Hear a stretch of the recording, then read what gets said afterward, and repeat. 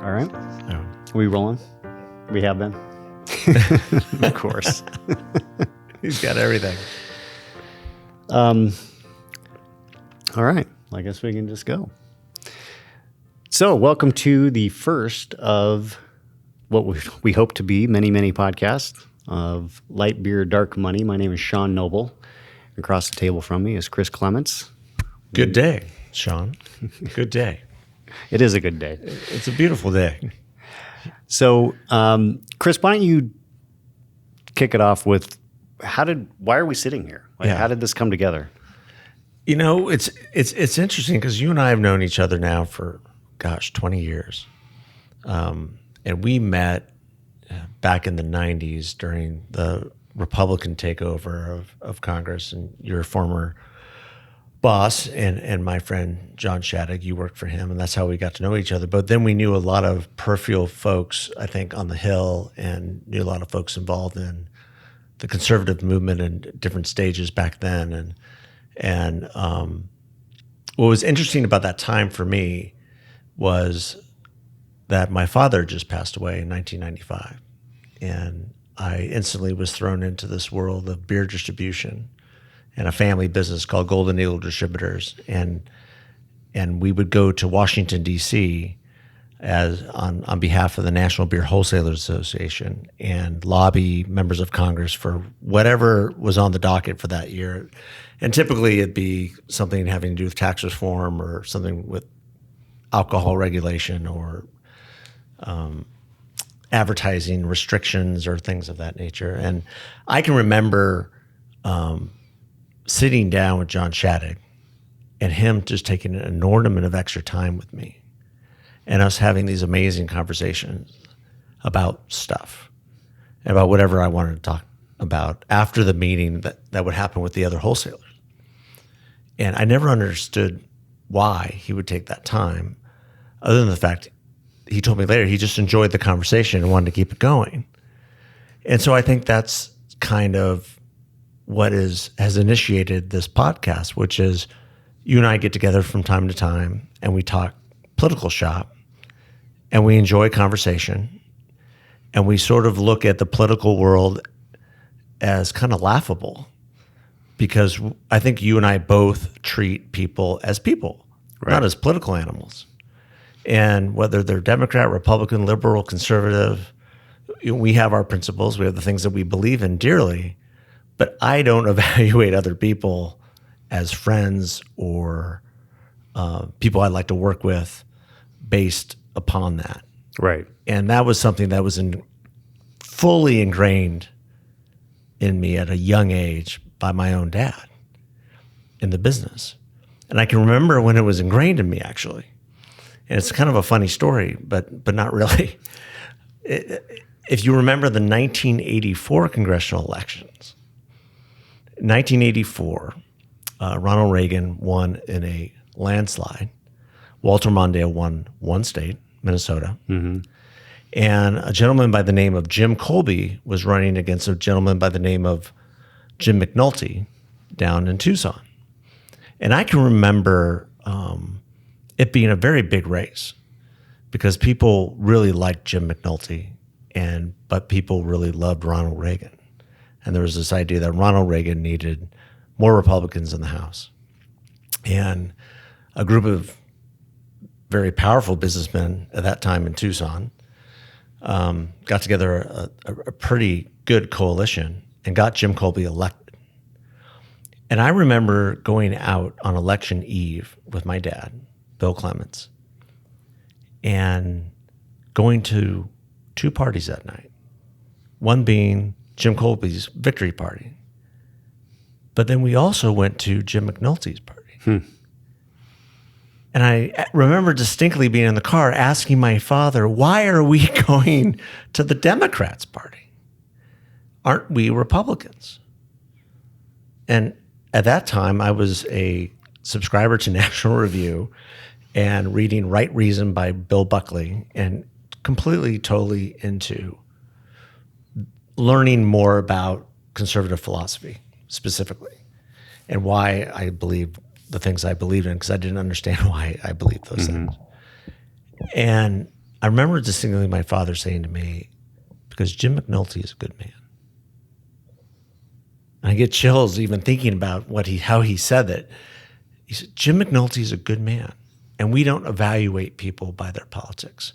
We evaluate people by their hearts, which was a very Jesus thing to say at that time, very Christian thing. What my father was the best of that.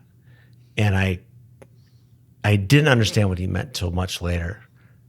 And I decided to pursue what he said because my first really foray into politics after that was an internship with Democratic Senator Dennis DeConcini. Right. And it was all in that spirit of Dennis DeConcini is a really nice man. He's got a great heart. He's moderate. My dad was like, I think you can work with him and learn a tremendous amount about why you believe the way you believe and why they believe. And it's okay. I have no idea why Senator DeConcini brought me on his intern staff that year, because I was surrounded by a lot of folks who I generally liked, but politically, it was just different. Right. And I'm sure you've encountered the same thing in your life story. Well, and I think one of the things that strikes me from your story, one is the great example that your dad was, and seeing people for who they are, not what party they're a part of. And boy, if we've ever needed that, now is the time, right? I couldn't agree with you more. It's just so crazy how divided things are, and we're about the same age. I was also in '84 a subscriber to National Review. It's just crazy to think that you and I were. My parents thought I was crazy. Yeah. Well, my mom was kind of crazy. Yeah. It was kind of crazy. She'll be listening, but because there were two magazines that I recall. Well, three: Sports Illustrated, but the two, magazines that came to our house were National Review and the New American, the John Birch Society magazine, right? Because my mom was not make it to our house. So thankfully, National Review came every other week, and the New American was once a month. So I had more National Review influence than I did John Birch Society influence. So I had more William F. Buckley and less Robert Welch. My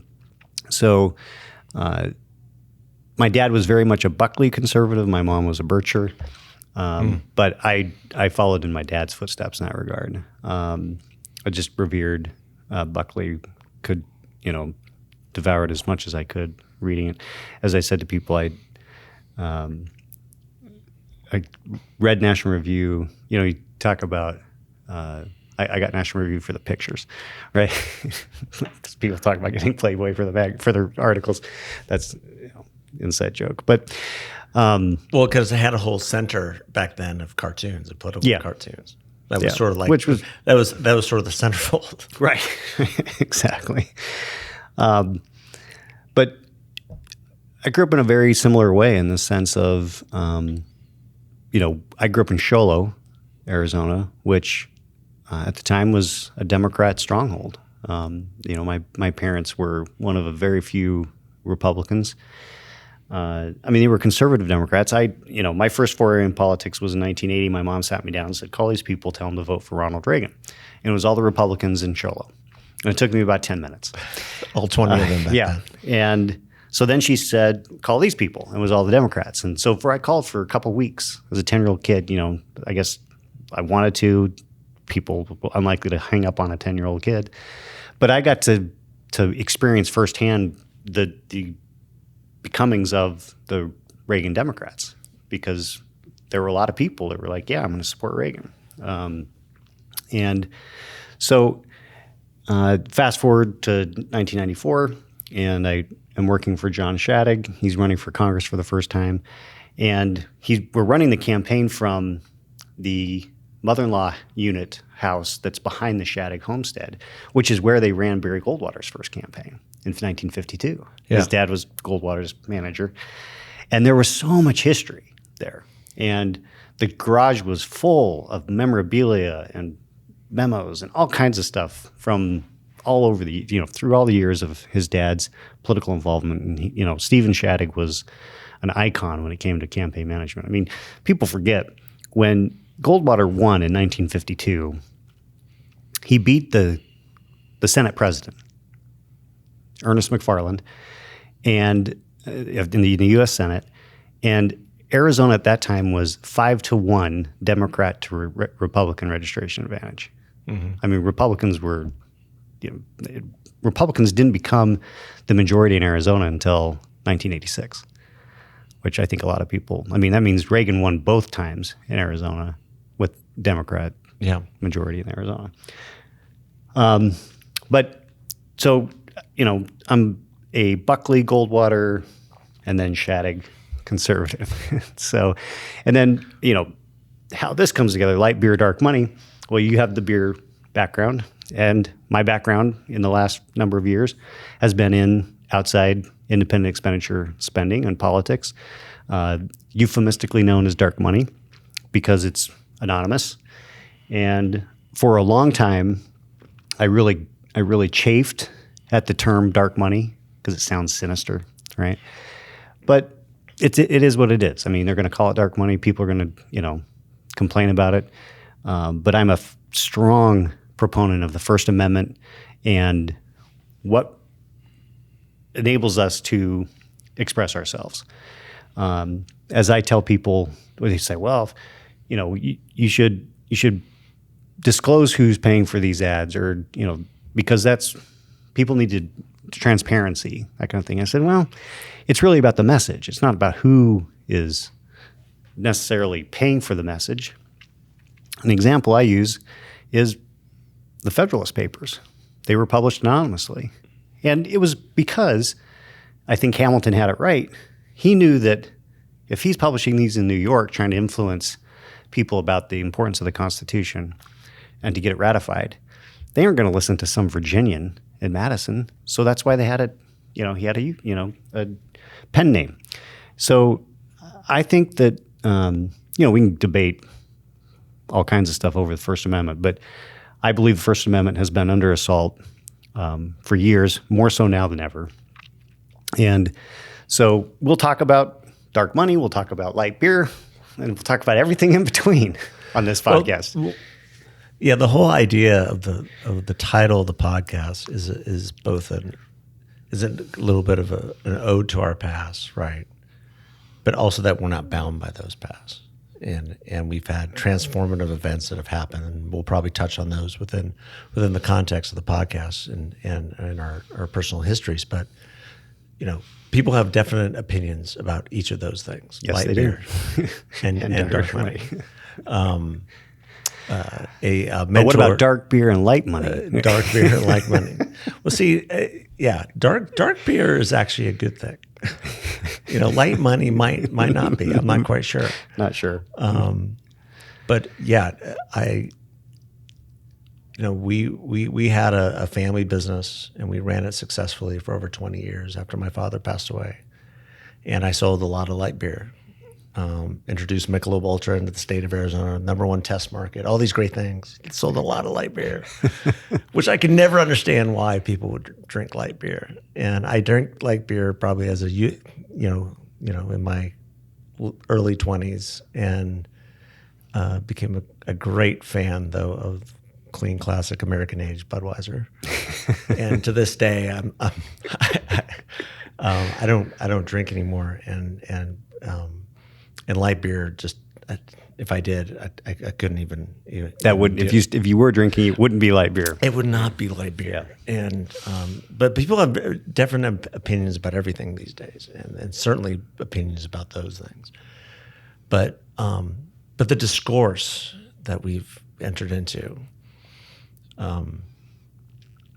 is a sad state of our body politic. I mean, people cannot be respectful, be honorable, be charitable about others and what views they may have. And I'm very passionate about what I believe, but I really enjoy hearing what other people think as well. And I enjoy people. And that is such a great point. And I have two of my best friends are politically opposite of me, And there are things we'll discuss, but there are things and we'll agree upon. There are things we don't agree upon.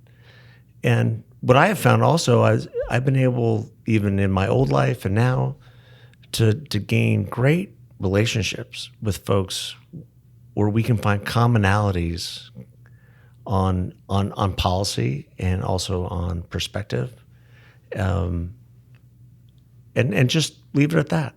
And we need to get back to that sort of discourse where we can agree to disagree, and we can talk about these issues in a way that's both empowering for both people, and where people don't give up their principle, but can be heard. Yeah. Well, I think that's part of our tag right now is agree on something. Yeah. I mean, we can all find something to agree on.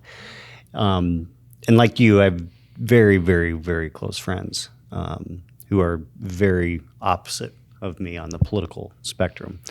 But I think about how much my life would be missing, the enrichment I get from them for all the other things they bring to the table, that if I was putting politics up, as the barrier, that I wouldn't have those experiences and those memories and that enrichment of a fuller life. And I think that's one of the things that I really hope for as we move forward as a nation, that we can find more common ground so that we can learn from each other and not just be yelling past each other. Yeah. Because there is so much friendship is so vitally important. And with the advent of social media and, all the different ways that we can fire ourselves up and distance ourselves from people. I mean, yeah, you might have 3,000 or 4,000 friends on Facebook, but who are you really friends with? And, are you getting any actual enrichment out of that? It's fun to share pictures, and I generally keep my Facebook and Instagram non-political, and I do the political stuff on Twitter because Twitter is a dumpster fire, right? Yeah. I mean, I once made a comment that Twitter's for twits. I mean, it just is. And somebody got very upset at me, and I said, "No, I mean, just look at it. It's just for twits. It's just everyone's just poking holes at each other." Yeah, there's a few people that are on Twitter that actually bring value to the conversation from the standpoint of they're not political. They just are saying enriching things, good things, good vibes. But man, the political Twitter is just it's just a hellscape. Yeah, people just go at each other. It's just crazy. And I've been guilty of that at times. I'll pop off. But one of the things that I've tried to do in the last couple of years is say, I can disagree and I can point out that disagreement, but to be snide about it just isn't helpful. I mean, that's not who we are as people. Because we have the two-party system. It's not going anywhere anytime soon. But man, we need to figure out how to kind of stop being so divided. Well, and so hopefully, maybe this podcast can be a small part of that. We'll have people on who have opposing views from us. There'll be things that we disagree on. Yeah. I'm sure. I don't know what, but well, what we've talked about is elevating the discussion, right? And I do hope we have some folks on here that have a different worldview, but where we can talk about something that they're working on that's showing true leadership, in a manner that everyone needs to hear, and I think that's important. Yeah, it's interesting. I'm reading Decision Points by George W. Bush. It was his memoir following his terms as president. So I think written in 2010. It's fascinating to read his experience, his lifetime. He writes a little bit about his life, but particularly his experience in the White House, because I was there. I mean, in the sense of I was in D.C. and on the Hill during his time as president, and so it's things that are familiar, things that I didn't know, obviously, based on the behind the scenes view he gives. But I remember how hated he was by some on the right and left. Yeah. And at the time I thought, hey, can't possibly get any worse. And then it did. So we have a lot of work to do. Well, I mean, but you see that, if you look back at that time, one thing about politics that's a truism, I think, is that it's reactionary in nature. And so how we got from George W. Bush to a Barack Obama to a Donald Trump to now a Joe Biden. And regardless how you feel, like I find good things in each of those men, really good things that they're in each of them. But I wonder how we got here from Ronald Reagan. Yeah. As if that is the standard for us in our generation, and I would argue that he's the standard for both Republicans and Democrats over the last 40 years. Sure. Because I think even Bill Clinton would say, yeah, that's the standard, and Barack Obama would say, yeah, that's pretty much who a lot of leaders political leaders over the last 40 years have tried to aspire to be. I mean, he's the only person in our lifetime to be elected president that had an undisputable mandate. Oh. When you win 49 states, it's not even close. Yeah. Yeah. It was a definite a different time for sure. But how we got to this point of cancel culture, rise of socialism in America, threats to the First Amendment, threats to the religious liberty, and these personalities of people, the cult of personality too, with the last president, and now, for lack of a better term, an inactive, declining cognitive person, a president in cognitive decline, to where obviously the agenda is being pushed by other folks. I don't know how we got here. Yeah, I'm really confused, and I have my own opinions about that, and hopefully we can get into it. But hopefully, if we all have better angels, right? That both people on both sides, leaders of both sides, can come together and say, okay, here's what is good for the country versus what's good for me or the party. Well, and it's one of the things that has been a lesson for me as a kid who grew up revering Reagan is if you put your faith in a politician, you're going to be let down. Yeah, you're always you disappointed. have to keep your eye on your ideologue, your principles. What is your baseline standards? And man, that's been the thing that's been the most surprising, I guess, is how much personal fealty there's been to Trump rather than to the principles by vast number of people. Yeah, I think we've talked about this a little bit before. There's a feeling about there's a large group of, I guess we're getting into this a little bit, but there was a large group of conservatives who never believed that Donald Trump was a conservative. Still don't. Mm-hmm. They weren't never Trumpers. They weren't forever Trumpers, but they were happy with the folks he brought around him to usher in conservative policies around, or whether it be social issues or economic issues. And for me personally, I was one of them, and never would assume to defend some of the awful, rotten, disgusting things Donald Trump would say about other people, going back to what my father said to me back in 1984. Right.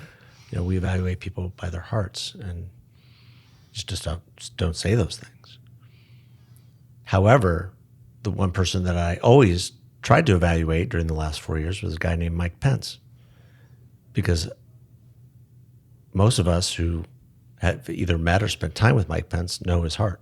Mm-hmm. And for me, when Donald Trump on January 6th went after Mike Pence, I was out.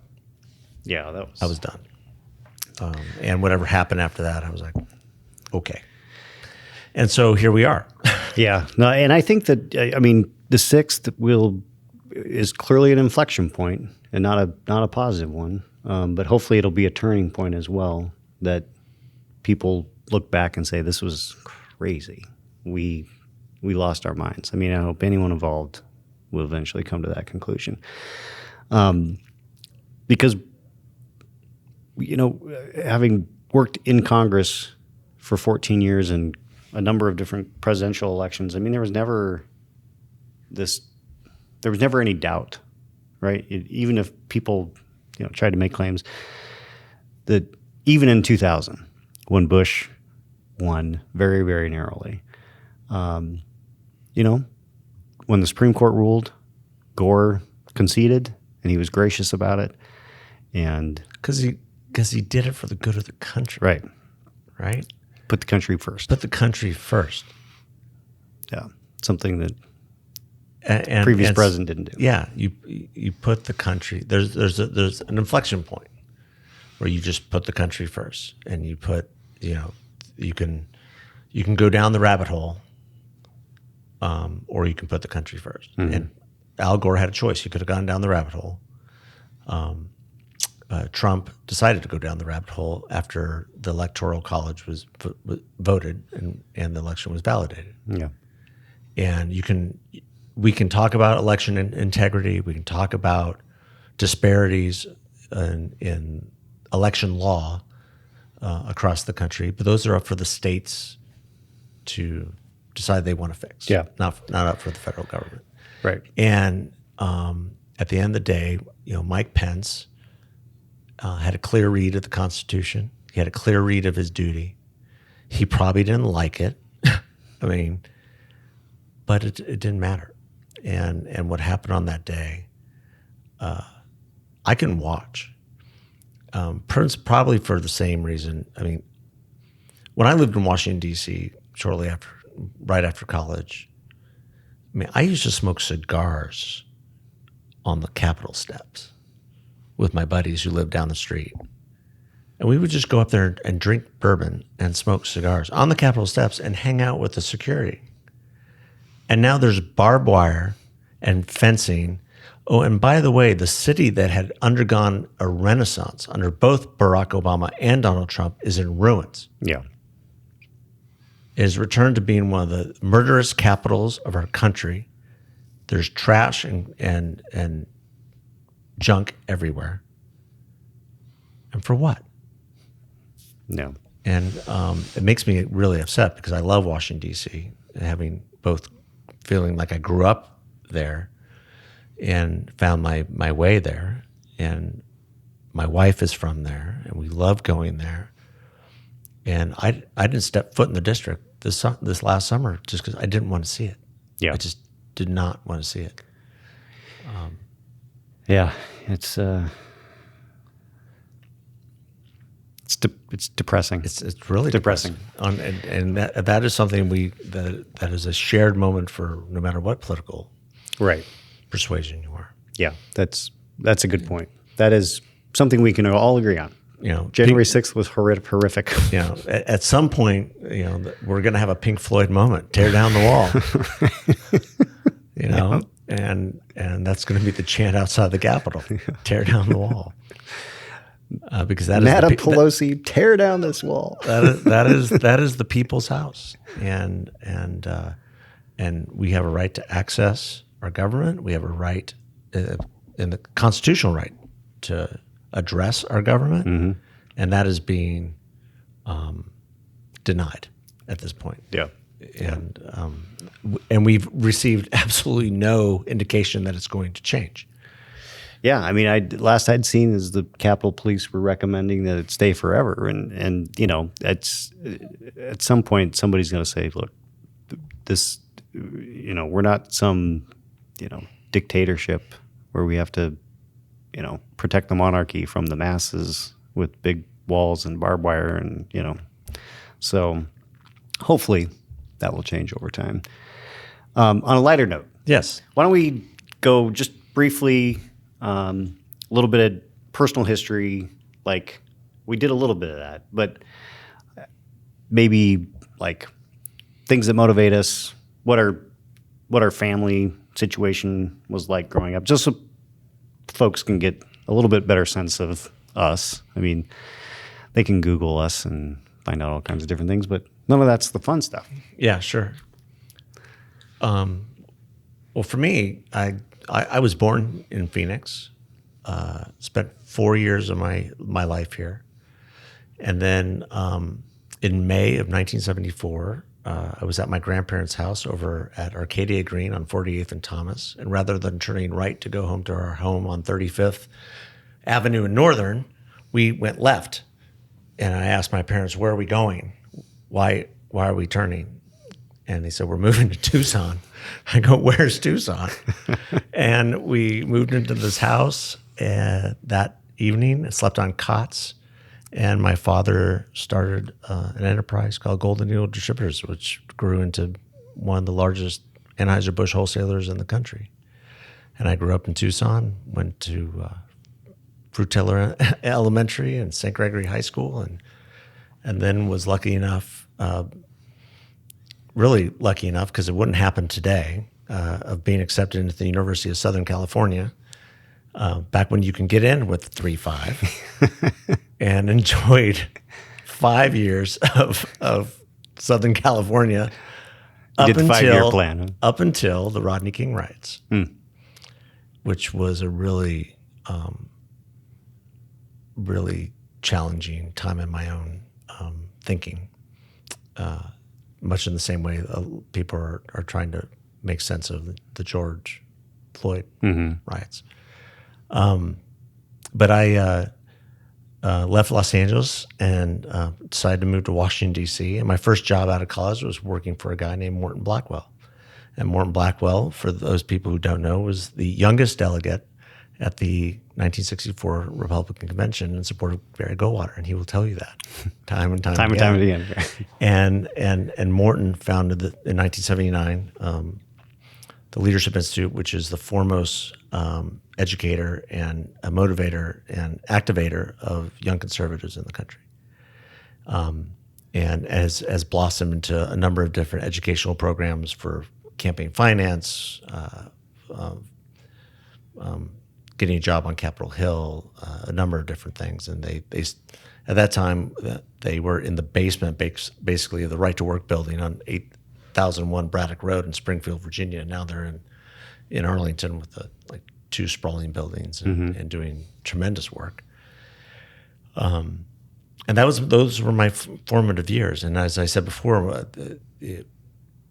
growing up, I was always into politics for whatever reason.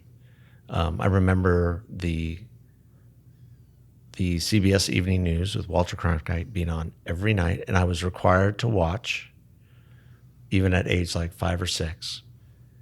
And I remember spirited debates happening within the household, especially when we were over at my grandparents' house. And those were just formative years. And I remember being at St. Gregory High School and being told that I had to check my passions, because when I got into college, nobody would listen to me if I was overbearing with my beliefs. Make an argument was what at that time, my history teacher would tell me. Make an argument. Don't be shrill. Don't be emotional. Just make an argument. and then you can have a discussion. And I think we've lost that a lot. No question. As well. But then I was, like I said, I was working in DC, and I left the Leadership Institute, and I was traveling in Europe, and I fell off a cliff, and I shattered my wrist and busted up my face. And I got shipped back to Tucson to undergo like 6 months of physical therapy, a lot of which still kind of plagues me today in terms of those injuries. And then my dad asked me to come back into the business. I spent which was a really difficult decision because I didn't feel like I had done enough in DC. I didn't feel like I had really lived out what I wanted to do. Mm-hmm. And so I really struggled with that. But my physical injuries were such that I didn't feel like I could, I lost my mojo. I didn't feel like I could do what I wanted to do in DC and still undergo all the physical therapy that I had to on my wrist, and I had to learn how to walk again in some respects because I had a huge hematoma on my hip. And so I came back into the business, and I traveled around. We had 6 branches at that time: Casa Grande, Globe, Flagstaff, Holbrook, Buckeye, and Tucson. And I traveled to all of them and worked in all of them for over a year. And then in December of 1994, I was working in Buckeye, and I got a phone call that my dad was in the hospital, and he had a brain tumor. And then they found cancer everywhere. And he underwent about a month and a half of treatment at MD Anderson in Houston, and he passed away February 23rd, 1995. And then I began this roller coaster of kind of being bitter for being in the business and him not being there. I had a mom who was grieving, my sister who was grieving, and I was just doing whatever. Yeah. So we did that for 20 years. And then 23 years, and then we sold it in 2016 to Cindy McCain. Yeah, 5 years ago. 5 years ago, and that's a whole nother podcast. We'll have to go in. That's a whole nother podcast. We'll do a podcast on selling and buying and starting and stopping businesses. Yeah, right? we should. Yeah, We could do a podcast on the dynamics of family businesses and how they're successful and how they implode. And I mean the 30,000 foot reason why ours imploded was just a tremendous amount of triangulation and mistrust over several years, of which I'm absolutely a third responsible for that. And so the selling of the business was actually the right decision. How it was sold, I still have arguments against. Sure. Which is another podcast. Yeah. Well, so and then for you. Yeah, so I was born in Safford. And the reason Safford is because my aunt and uncle lived there. He was a doctor. And it was my dad's older sister's husband, Bruce Curtis. He delivered probably the vast majority of babies born in Graham County in the 1960s and 70s. And my parents were living in San Manuel. My dad was he was going to U of A, driving an acid truck for the mines, and my mom was teaching at San Manuel. And then after my second brother was born, or my next brother, my younger brother, I have 5 brothers and sisters, two brothers and 3 sisters, and we're all in order, 3 boys and then 3 girls. My parents moved to San Francisco for my dad to go to dental school at University of Pacific. So we lived in San Francisco for 3 years. That's where my first memories are. We lived right next door to a fire department, and so I played a lot of firefighter on the couch. Had a little hat. Then we moved to, I think, the state of Arizona, and maybe they still do this. There was some kind of a, student debt payback. If you went to underserved areas to practice dentistry. So my dad moved us to Show Low. We almost ended up in Eager, Springerville and Eager, Round Valley, but we ended up in Show Low, up in the White Mountains. Small town at the time, probably about 4,000 people. It was a logging and ranching town. Now it's primarily tourist and second homes, as you know, Chris. And, spent all my formative years there. Went to a small high school, Show Low High School. It's the kind of place where you could be mediocre at sports and, start on 3 different sports if you were, halfway decent. So, I had aspirations to be a professional baseball player, but, I might have been pretty decent in Show Low, but that wasn't enough. So then grew up in a very, very traditional Mormon household, and went on a mission, actually right before I turned 19, and spent 2 years in Indiana. That's where I met my first wife. We ended up getting married about less than a year after I got back from my mission.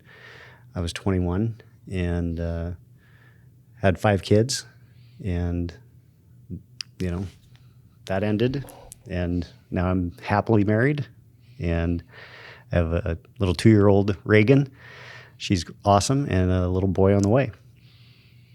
That's great. Quite a recap. Yeah, and I would be remiss that shortly after my father passed away, I got married, and we had a beautiful daughter named Grace, and but that didn't last, and then I met my current wife, Sasha. She was working for Anheuser-Busch. Oh, no kidding. And I did not know that. And she was our consumer awareness rep. And we started dating in secret for about 4 years. And then when Anheuser-Busch imploded and the company was sold to the Brazilians, another podcast, we decided, okay, what are we going to do here? And we got married shortly thereafter. We have 2 kids. Preston, who's 10, and Campbell, who's 7. And then their older sister, Grace, is doing great at Texas Christian. And we're all just doing amazing. Great. But this should be fun. I'm really encouraged by, first of all, the response that we've received from folks that we've reached out to, including Robert Vera from Canyon Ventures at Grand Canyon University. And we just say that we are recording at Grand Canyon University at Canyon Ventures. They've been good enough to open up a conference room and turn it into a podcast room for us. And one of the goals that we have, our first guest will be Robert Vera, who is creating a really interesting ecosystem here at Canyon Ventures and the Innovation Center here. But also we're going to be highlighting businesses and students that are doing tremendous things here in leadership. Right. And that is why we're here. We're to talk about leadership, talk about transformation, talk about issues of faith and freedom and free enterprise. And what a better place to do that than Grand Canyon University, which has become the beacon of that here in the Valley and in the state. It really has. And I encourage people to learn more about Grand Canyon University and Canyon Ventures. I mean, what Robert's doing is amazing.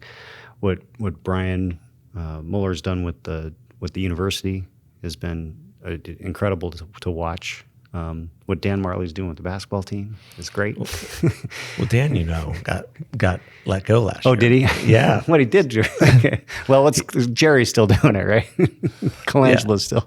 Well, I mean, the Jerry Colangelo School of Business is a very special place because Mr. Colangelo has taken a personal interest in both the students, the faculty, what goes on here. He's here a lot. And that's, you don't see that. A lot of people, I mean, business people, they lend their name to something, give several $1 million, put their name on a building, and that's it. Yeah.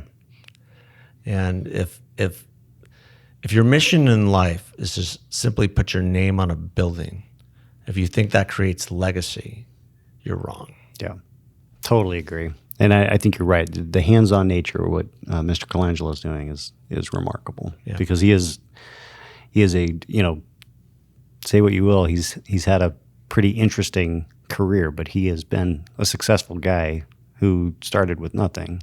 And so, but also, the other thing that the other reason why we're doing this as well is that there's a crux of faith running through here, obviously. And Jerry Colangelo has been a faithful guy, a man who's lived out his faith and has tried to inspire that in others. And we're hoping to do the same here. yeah.